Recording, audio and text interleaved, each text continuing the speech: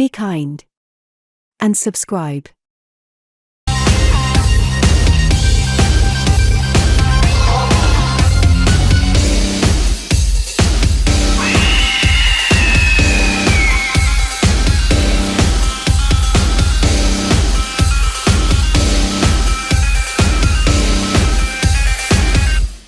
Welcome on Beyond the New. Welcome to the United Nations of Horror. We're your hosts, Mark and Jason. Hi, Jason.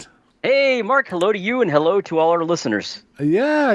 It's now this one's an interesting one. We put a poll up of some. We wanted to do some more Stephen King, right? So we put a poll up, and I think we came up with Shining, Dead Zone, Green Mile, and Silver Bullet. And in fact, it was a tie. And at one point, we got a freeway tie, but that then changed. So in the end, we just decided of the two that were ahead, which one. It was up to us, right? And we both voted, but we didn't vote for the same film, so, you know, all's fair.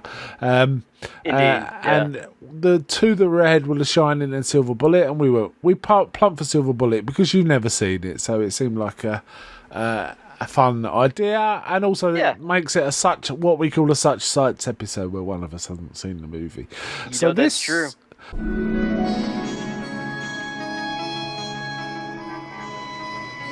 It began in May, and every month after that, whenever the moon was full,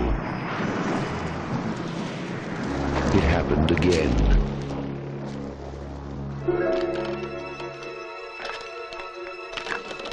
And again.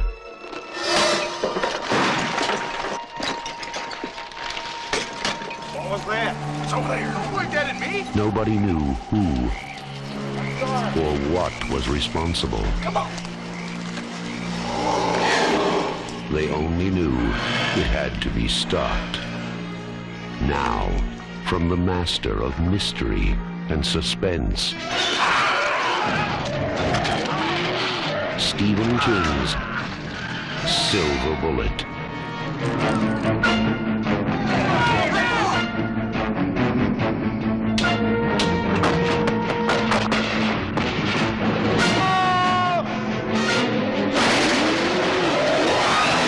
Silver Bullet, the last glimmering hope. This was 1985. This was made based on the Stephen King novella Cycle of the World, which is an interesting one. I don't know if you've ever encountered it, but it's very short. Basically, it's set into 12 chapters, which are the months of the year. They're quite short, and it's very well illustrated. So each month's got a quite detailed illustration. So it's a nice read. It's an interesting read, but not one you see on the shelves often, because it's halfway between a novella and a graphic novel almost with the artwork. You know, that's what I was reading on Amazon, which I was kind of surprised to find that out. But I like the fact that they incorporate the artwork like that. I think that's really neat. You know, I think we're both into comics and animation, so that's something a little bit different for a Stephen King novel. Well, novella. Indeed. It was originally published in a limited edition, but then became a mass market sort of paperback. It was a limited edition hardback, became a mass market paperback, and it's King's shortest novel to date, which technically makes it novella, 127 pages, but it reads really fast. You can sit down and read it in one reading. That's how short it is, and it's kind of a good way to consume it, in fact. And if I remember rightly, it kind of sticks quite strongly to the story, but it's been a while since I've either seen the film, since this was, you know, obviously I've watched it again for this, and also read the novella, so I can't be absolutely sure, but it feels like not how I remember the novella, so we'll see. It stars, main characters are really Corey Haim as a young Marty, and Gary Busey and Everett McGill, but there's other people in there you'd know. Terry Quinn's very famous now because of his work on Lost. He was, when this was made, he was taking the title Terry O'Quinn, but he dropped the O at some point and became Terry Quinn. Famous in horror circles for playing the stepfather in that series. Well, I haven't seen the sequels. I assume it's him in all of them, but he's certainly in the first one. Lawrence Tierney, which is really interesting because we know him best probably these days from Reservoir Dogs. He's the boss, right, in the Reservoir Dogs. And he's still got that growly thing, the thing from the Fantastic Four kind of presence of voice. And it's really kind of cool. But Gary Busey's probably the main adult actor in this, I'd say, most screens. Oh, yeah. As Uncle Red, isn't it? Uncle Red. I love Gary Busey, man. Yeah. I have to say about the casting, though. Go on about Gary Busey. I was going to say Gary Busey's so unique. I think Gary Busey always kind of plays himself to an extent. But, maybe that's not fair. I mean, I enjoy seeing his work, though. It's just, he's always fun. You know what I mean? Yeah, I always liked him. You know what? I liked him before he was kind of an internet meme. I liked him back in the Buddy Holly story where he played Buddy Holly, where he's physically completely different from Buddy Holly. Right? Yeah, but he absolutely managed to sell it, and also he did the music live. He sang and played, and it was quite amazing. It's a really good biography that everyone kind of forgets, but Gary Busey did that, and that's how I first encountered Gary Busey, and I've always liked him since, and I know he's become an internet meme, and in this he's playing semi-crazy. You know what? He brings a colossal amount of energy to any role, and he does so here, and he really powers this film because this film's got its weaknesses, but Gary Busey is excellent, and I have to say Corey Haim is excellent too. And also in the casting, the woman cast as Corey Haim's mum does look a lot like Corey Haim, and it's quite an amazing bit of casting. It's like, wow, you would totally buy that's his mother.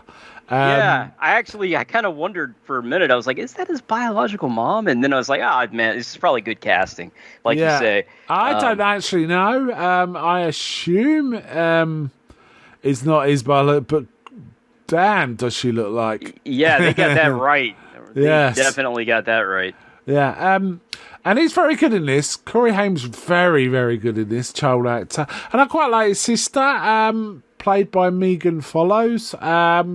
And it starts with her being teased by Marty. I'll call him Marty for now. Corey Haim Marty for now.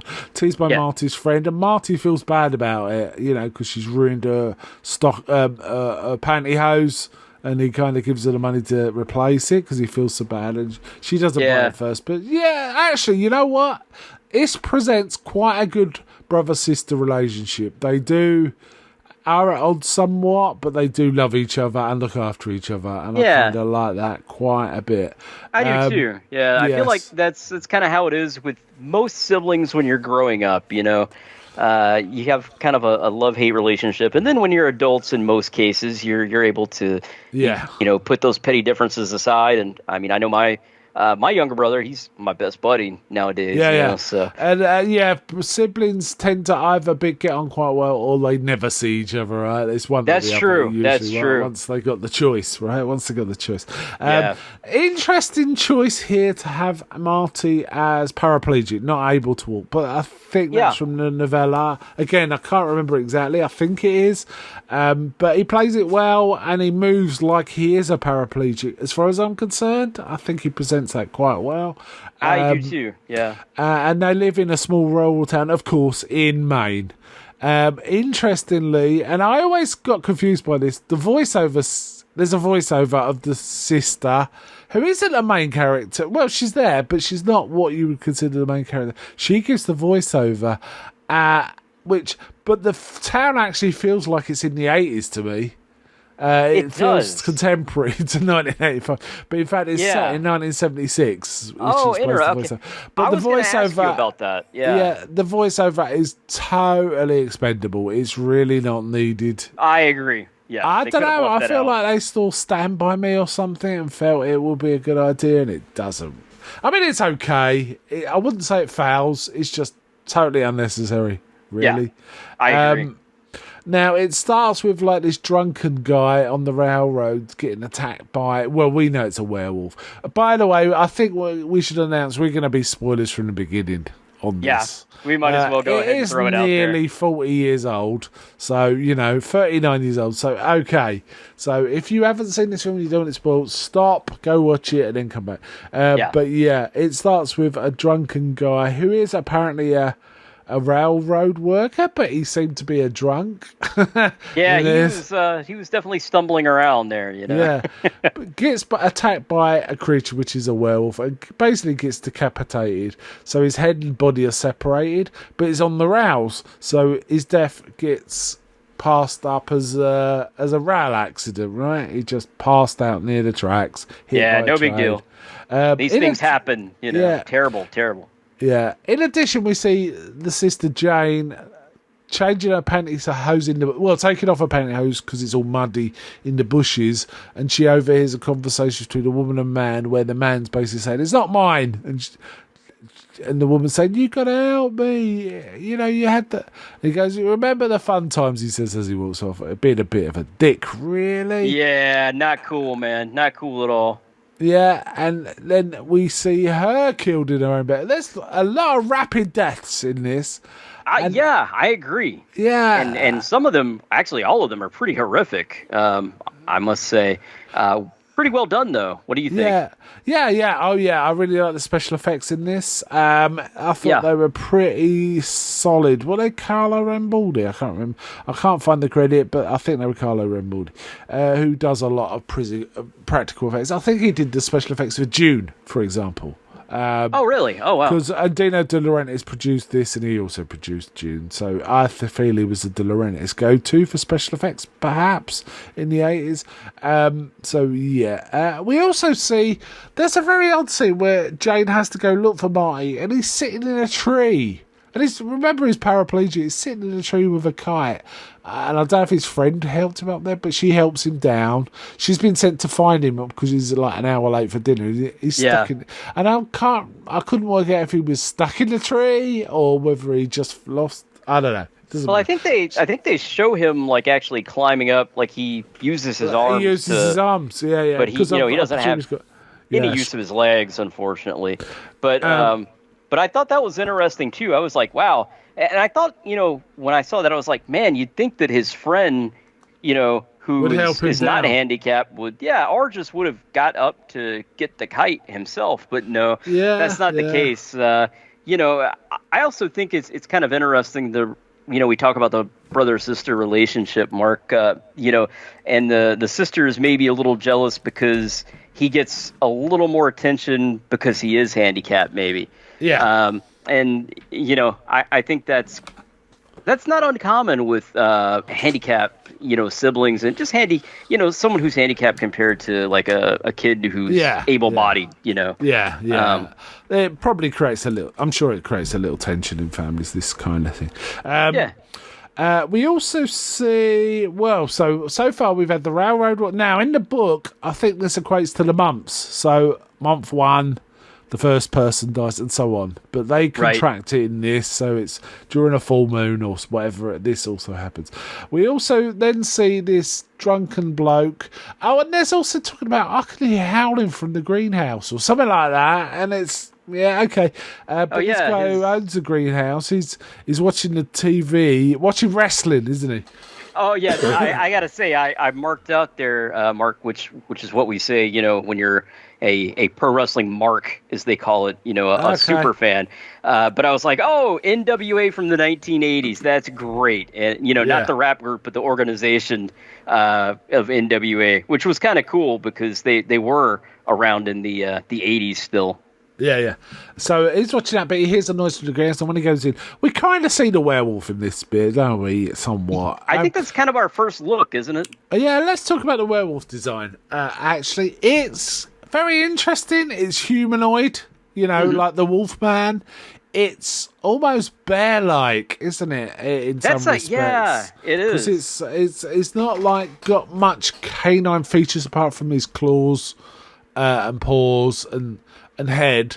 But in many respects, he's just got a hairy human body, but big. He's big as well. So very tall. It's kind of almost bear-like. It looks. I liked it. It totally worked for me too. I mean, I always like the practical effects, and I mean, it never really occurred to me like, oh, it's a guy in a suit. Like, I thought it looked good enough, and kind of the way they shot it, and a lot of the settings were pretty dark, so you don't really see a lot of him until kind of the end. So I think it works very effectively.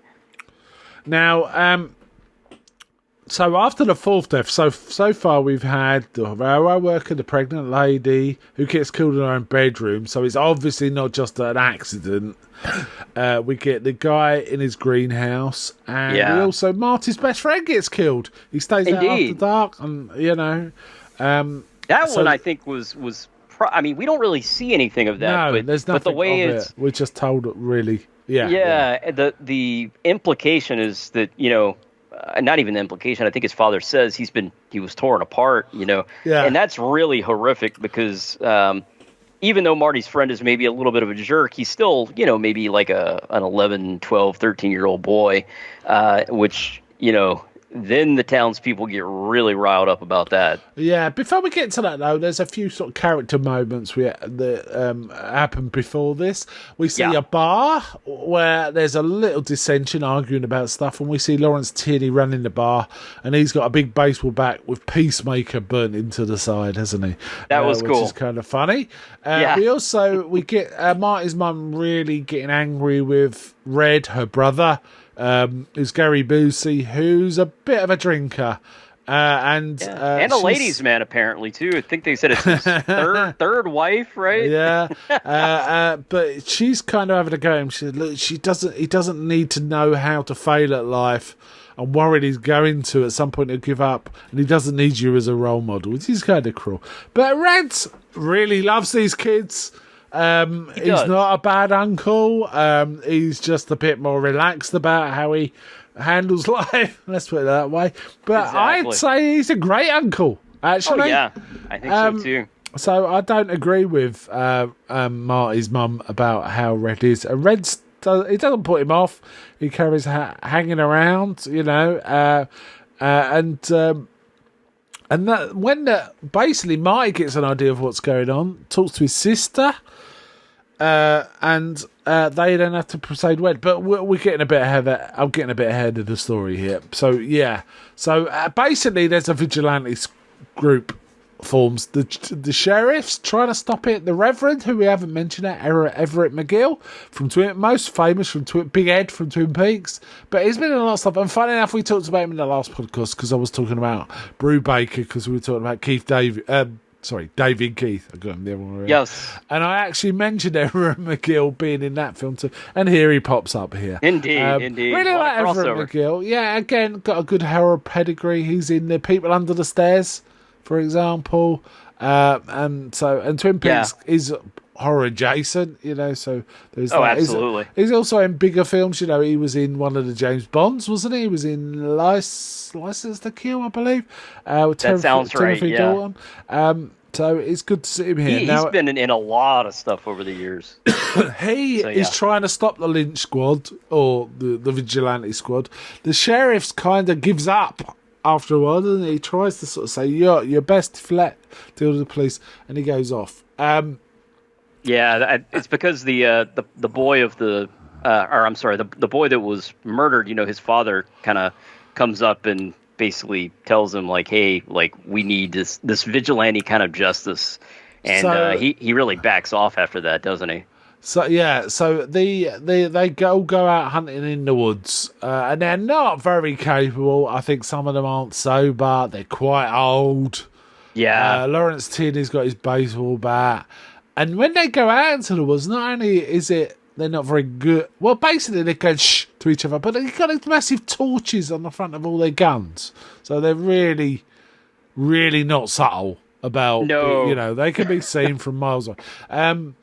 And also, but there's a low-lying fog that kind of comes almost up to their chests, so they haven't got very good visibility either. And also, the fog will cause sound to be not reflected.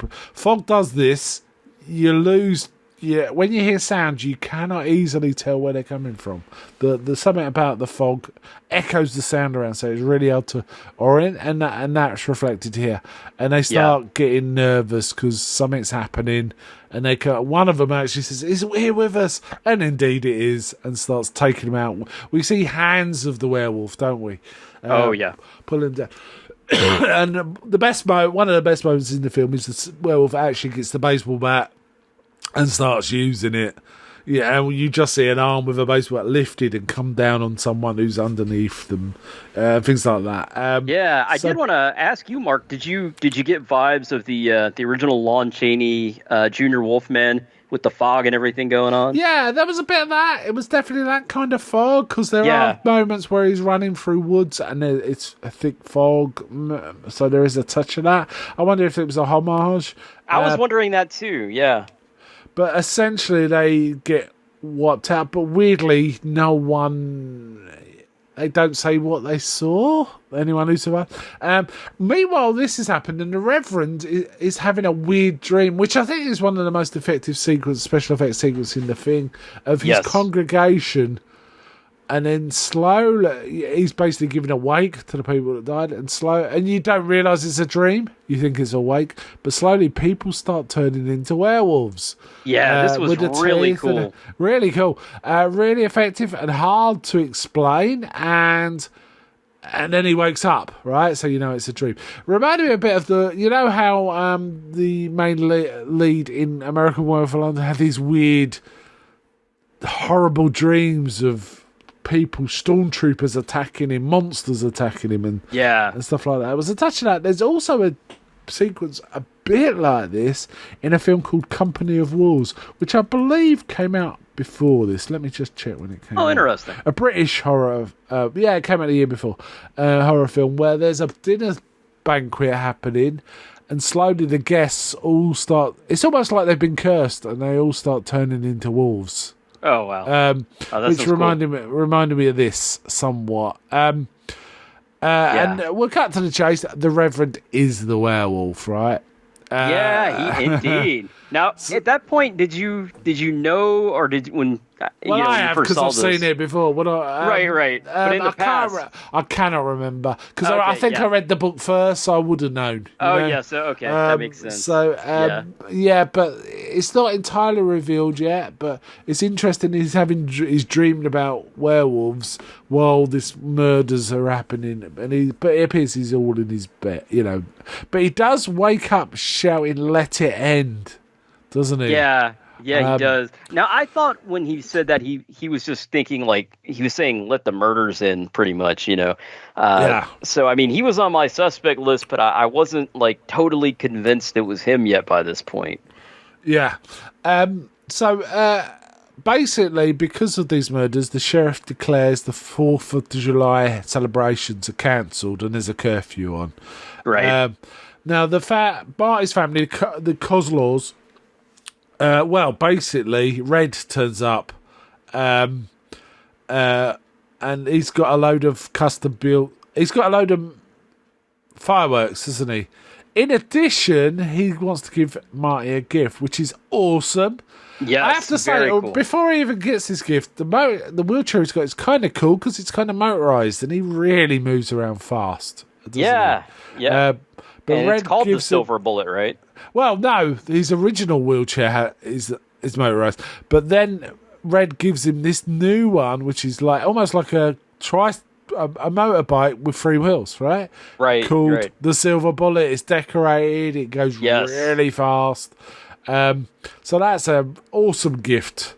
Big time. Yeah, good uncle. And basically, he also gives him a pile of big fireworks. Which I thought was cool too. Like you say, he's a good uncle. He really is. He does care about the kids, but especially Marty. He definitely, he seems to really believe in him, even though he's handicapped. And when you're a kid and you are handicapped, you definitely kind of need that. Yeah, you need an uncle like this for sure. So he gives him all these fireworks. Now Marty takes it upon himself to go out in the middle of the night to light them, and he goes to this bridge. And Yeah. starts lighting the fireworks. I presume it's quite a way out of town, otherwise everyone would see it and know he's breaking the curfew. But it attracts the werewolf. And Marty sees the werewolf. Now, this is, I think, the first time we see it fully, isn't it? I believe Pretty so. sure it is.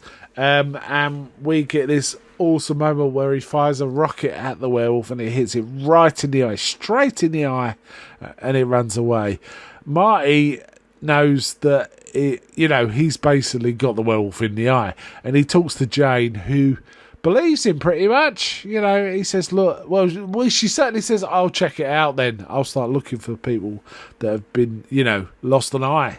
Right. And she starts going through the whole town, it feels like, talking to people. There's guys in the barber shop, and she even uncurls the towel from their face to look them in the eye, and he's looking them in the eye, right? Oh, that made me laugh when, at the barber shop. Yeah. That guy seems so annoyed. Yeah, so Jane, in the end, she's got to take some empty bottles to like a church collection, and she walks past the Reverend, who is doing something to the garden, but he's got like a dressing over his left eye. But she doesn't say this because he's got his back to her, and she goes and puts the bottles in, and then she sees him, and she's kind of shocked. He's lost an eye, and he knows something's up, doesn't he? Yeah. Oh, yeah. He knows something up, and then, but she goes back and tells Marty. Marty, of course, knows that no one's going to believe them, so he actually starts sending sort of anonymous notes, doesn't he? Cutouts from newspapers saying, "We know what you've done. Why don't you kill yourself?" Is basically what he's sending. Yeah. Which is a bit strong. But, big time. Big time. The Reverend realises who he is, and there's one point where he's riding a silver bullet down an empty country road. The Reverend sees him and starts to try and run him off the road. Now, this was pretty terrifying. Yeah. Sequence. I mean, I was really scared for the kid. Right, which means he knows he's a werewolf and he's living with it. And at one point, he does actually say, "You're not killing yourself is a mortal sin. I just have to live with this burden." Is kind of how he puts it. Yeah. He says something like it's the worst sin there is, or something like that. Basically, like it's unforgivable. I think. Yeah. And the girl in the beginning. It's a mortal sin, basically. He says. Right. Yeah. Exactly. Because the girl in the beginning, the woman he first killed, was about to take all those pills. So he says it's all right to kill her because at least her soul is not condemned to hell. Basically. Exactly. That's his crazy logic. And I mean, I guess it's the case with all the people he's pretty much killed. I don't know. Maybe he feels like the drunkards. He's saving their soul somehow. I don't really know. It's killed a kid. Exactly. So there's no excuse. So I don't know. I think it's insane at this point. Actually. Yeah. Absolutely. He's bonkers. Yeah. So he does actually sort of apologise for what he has to do to Marty just before he's about to drive him off the road. He's driven him off the road. Marty's hiding in a place, and he calls out to someone to help him. And the man hears and comes towards him, and the Reverend just drives off, right? On the other side, so this guy does not see his car or anything, and Marty is kind of rescued by this guy who's driving a tractor, right? Who knows him? Marty knows this guy. One of the townsfolk. So Marty gets lucky there, but man, a really effective, terrifying scene. Several times he almost gets Marty before they ever go off the road onto that abandoned bridge. Yeah, it's kind of cool. Yeah, now, in the end, they know the Reverend knows who they are, and when he becomes a werewolf, he's going to come get them. So they tell Red about Uncle Red, who does not believe a word of it, and he even says, "I expect it from Marty, but Jane, you're I don't know, Patsy, normal." I can't remember the words he used. He's basically saying, "You're the sensible one. Why do you want me to do this?" And they kind of convince him, and they've got a silver cross and a silver medallion, and Red, in fact, does get the bullet made, and we have quite a long sequence of a guy making this bullet. Really quite precise silver bullet. I thought it was quite cool. Yeah, it was cool. I did because I've never seen a bullet, made out of. I guess any kind of jewelry before. The way he does it is fascinating. Heats up in a crucible and forms it into a bullet and its casing, and puts the bullet together. So it's a proper cartridge bullet. It's not just like a ball or anything like that. Yeah. So I think there's a point. Is it Red waving a gun around and Marty's like, "Do not fire that gun. That's the only bullet we've got," and stuff like this. But essentially, the full moon comes. They're waiting for the werewolf, but the power goes out in the house, and he smashes his way inside. Red then realizes he is a werewolf and tries to fight him. And a bullet... does he drop the gun? I can't remember now. He drops the gun. But essentially, Actually, I think Marty is able to shoot the wolf. But in the other eye! Yeah. In the other eye! Indeed. Amazing. So, yep, right. I mean, he gets him clean. So, Yeah. very impressive there. I like how they have the bullet. I think it goes down in like the air conditioning vent, and he has to kind of get it. Oh, that's right. Yes. 'cause that's the, right. The actual the- bullet gets lost, doesn't it? Yeah. Yeah, because the werewolf is beating Uncle Red up pretty good. He kind of takes a beating in that fight. Yeah. Doesn't kill him, though, interestingly. Or not. Yeah, and I was wondering, too, when he got scratched, I was thinking, oh, is he infected or something like that? But evidently not. No.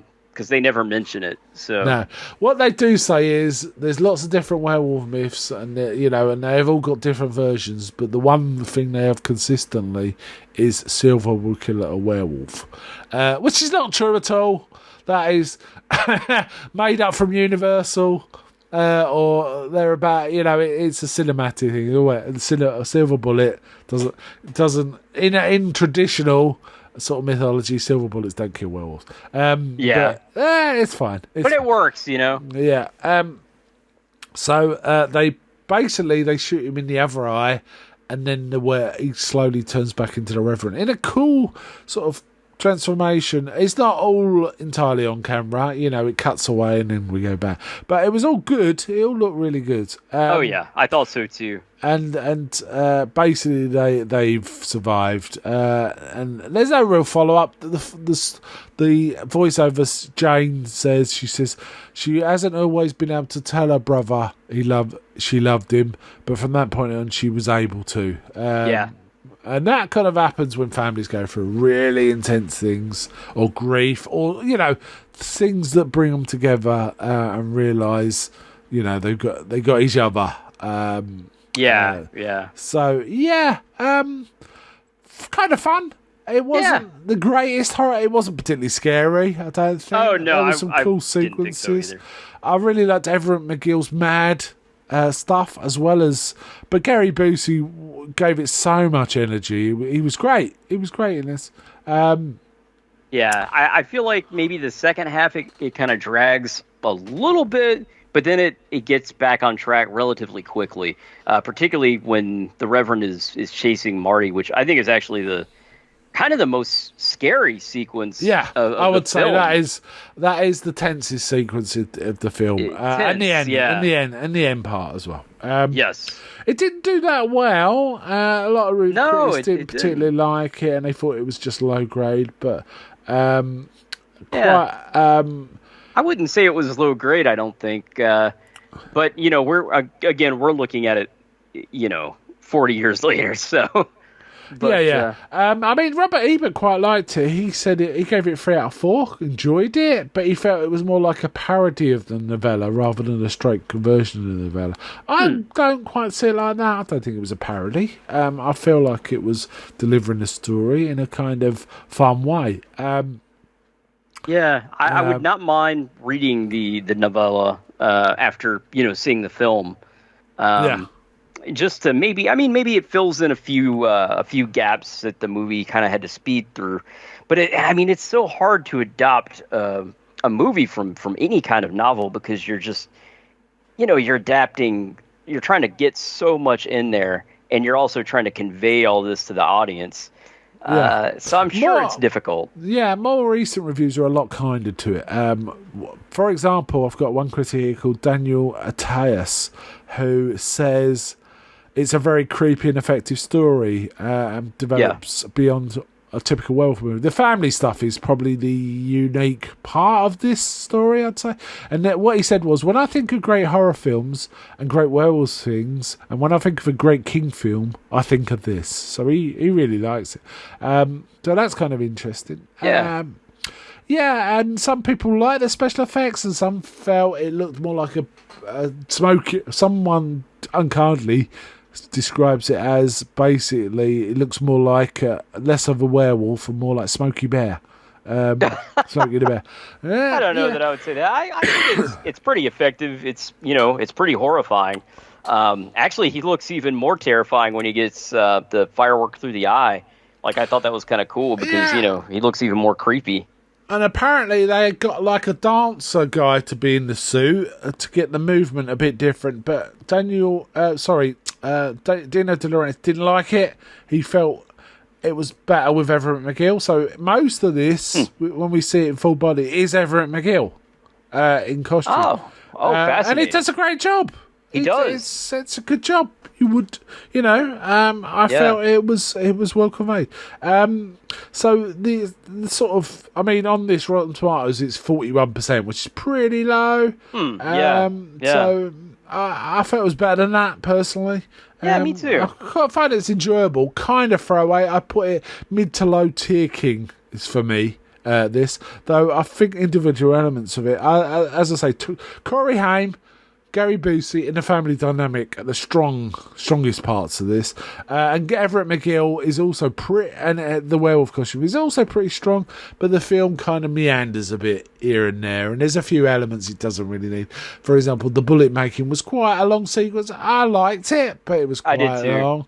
And there was a few other sequences that kind of could have been punchier.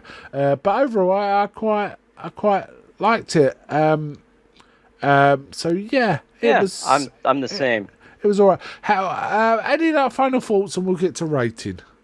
I mean, I definitely think it's worth watching if you like werewolves. I know all of us here at UNH we're big werewolf guys. Mark, we've talked a lot about werewolves and in past shows and fairly recent shows too. So I think if you like werewolves, it's worth watching. And if you're a Stephen King fan and a werewolf fan, it's that much better.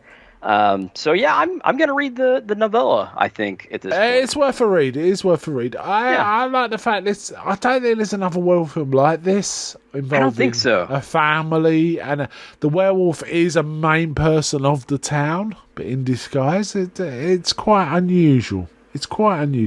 Yeah. And it's kind of fun. The fact the werewolf uses a baseball bat is kind of funny. And also Everett McGill keeps that baseball bat and uses it later, doesn't he? Actually. He does, when he's not a werewolf. So it's kind of interesting. And also the other standout probably is the funeral scene, the dream scene.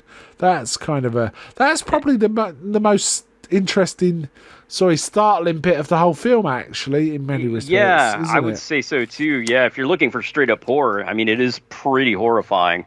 And it's interesting too. It kind of plays with a little bit the religious elements of like a reverend becoming a werewolf. They never really tell us why or how. I think they mention, they have no clue how he became a werewolf. Which I would be interested to learn like more about that, which we don't get, but it's still kind of cool, because you often do, particularly with certain elements of Christianity, you find these corrupt preachers. So I'm not saying all reverends or preachers are corrupt or anything like that, but it's kind of some interesting commentary, especially for that time period where maybe you didn't have as much criticism of certain things going on. So, just kind of a thought there. I just read something interesting. Gary Busey really liked this character, and he asked and was allowed to do first the original takes with the script. So he did the scripted, but he was also allowed to redo scenes ad-libbed. Really? And apparently the director and Stephen King quite liked his ad-lib scenes, and most of the stuff we see of is his version of the script, not the written script. And I think his character's got a real energy and brings a lot of life to it, and I think that can be, you can say that's down to Gary Busey. I would totally agree. Yeah. He kind of, I mean, he's not the main. The kid's the main character, but he's definitely the kind of the show stealer, if you will. Yeah. Apparently, also the Dino De Laurentiis hated the costume and demanded they change it, and they wouldn't. The director and the special effects guy wouldn't change it. So in the end, he allowed it to go ahead, but he really didn't like it. Wow! So that's interesting. But he got his way when he didn't like the dancer doing the movements of the werewolf. He got his way with that. And Everett McGill did a pretty good job, so why not, right? Oh yeah. There's some interesting backstory in this one.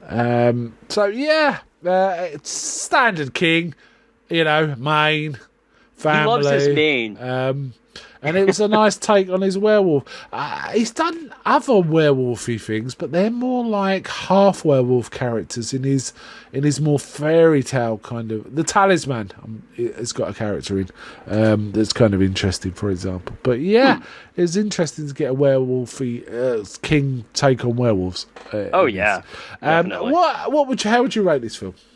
Man, I really enjoyed this one. I liked it a lot. I mean, I do think it has its weak points. But I think it's still well worth watching. So, as far as score, I think if we're going to do it out of 10, I would probably give it a 7 out of 10. Yeah, I think I'd give it a 6.5 out of 10. Oh, yeah, fair. So I'm fairly close. I think there was definitely certain weaknesses, but there were definite high points. The good stuff was certain performances and certain scenes. There was a lot of fairly weak to average scenes stringing it together. It didn't pop so much. The bar, Lawrence Tinney running the bar should have popped more. I think a better director may have brought some much more life to it. They were kind of flat. In many respects, it was very mid-tier kind of 80s horror in those elements. But there were elements that were really strong. Corey Haim in particular, and Gary Busey in particular, and Everett McGill in particular. It was solid. So, we kind of liked this. It wasn't the greatest, but it was kind of fun. And it does actually get more fun with rewatches. And if you do get to read Cycle of the Werewolf, I think you'll probably want to watch the movie again once you've read it. You can see the elements that are the same, which were a lot of them, and the elements that were different. It's kind of... of course, it's over a year, so this is all contracted into I'd guess 6 weeks. That's what it 2 feels months like. Or something. Very fast.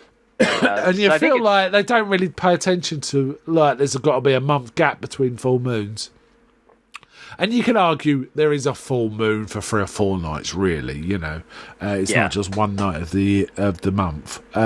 So you could sort of argue it that way too. All right then. Would you like to lead us out? I would be happy to. Well, we thank everyone for listening as always, and we invite you to check out our Facebook page. We're on Facebook. You can search for us there.